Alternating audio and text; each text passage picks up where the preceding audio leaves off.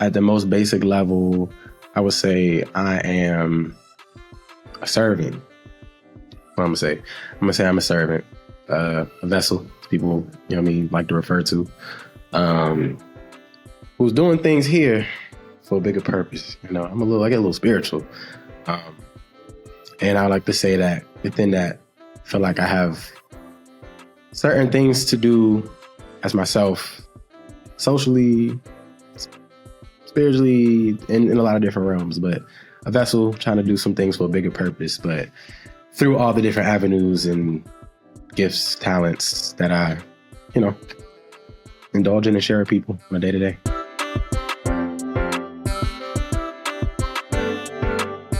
I am a production coordinator / camera operator. Now, with that being said, that's my title on paper. I produce a bunch of stuff. Any given day, shooting, to being an audio mixer, to production manager. I'm gonna say what I enjoy most is being able to not dress up. I'm not joking. I like not being able to, not having to, and I enjoy doing that, honestly. But I really do enjoy also not having to be so buttoned up. I only told myself I got into a lot of this type of stuff because of the environment, which can be tricky because there's a lot of, there's a lot of stuff that you should not get into in this industry. But I think one of the things I like about it is it is fun. It's lighthearted. We're not saving lives. We are making TV. We're making content. So I think it just being a relaxed environment, at its core, honestly, people coming here, you can bump music in the middle of the office, people riding scooters in the background as we speak. It's fun. This is kind of what I wanted to do in terms of media production. I wanted to make it fun while also getting my work done. And I think that's what I enjoy most about my position now.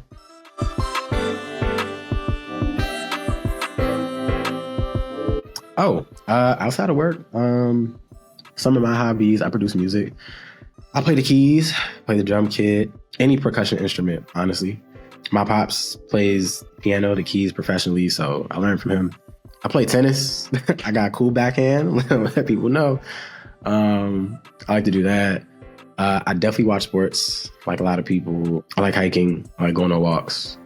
That's really big. I read and I do puzzles. Mm-hmm.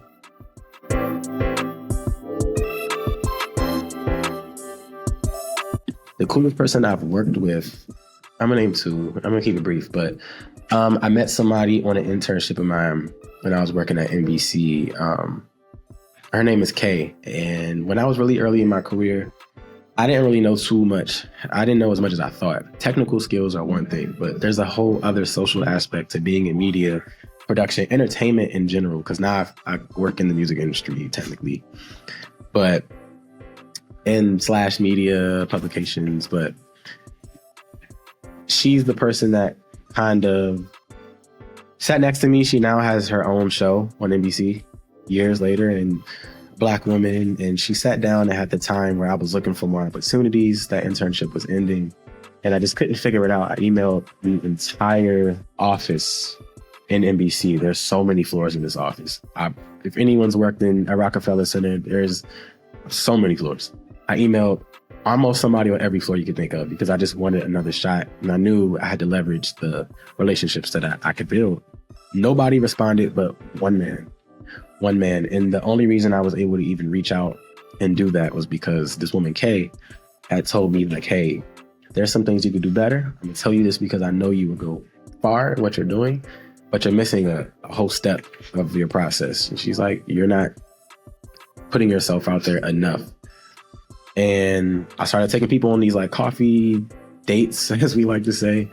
And eventually that got that one guy who was all the way at the top of the building to respond. And I remember on my last day, I took the elevator all the way up and he was working for DreamWorks Animation in a high position. And that guy to this day still writes me, gives me tips, even has reviewed my scripts.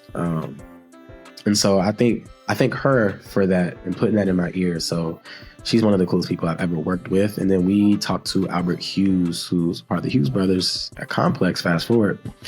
And Menace to Society is my favorite film. He directed it with his brother.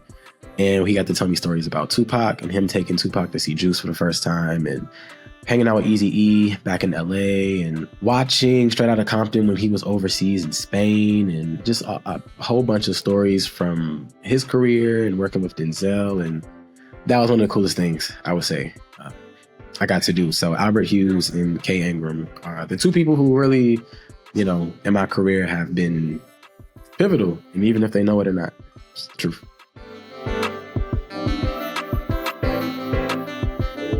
I had a great time. To put it in very simple terms, I had a great time. I'm pretty social, so I was pretty much met so many people in school, in college.